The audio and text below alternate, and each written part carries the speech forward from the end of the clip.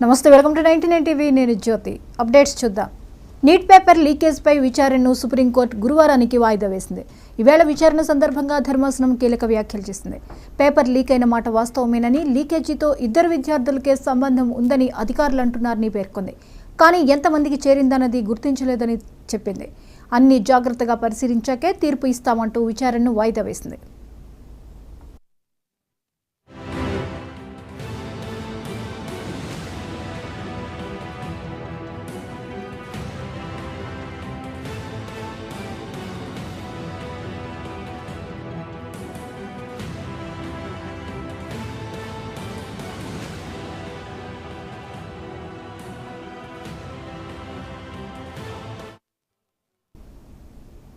Neat paper లీకేజీపై విచారణను supreme court గురువారానికి వాయిదా వేసింది.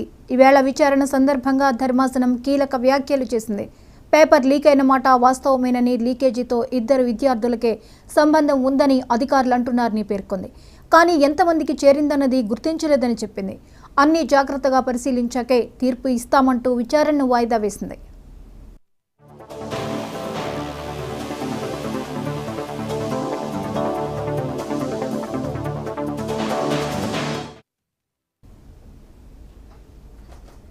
మాజీ మంత్రి కొడాలి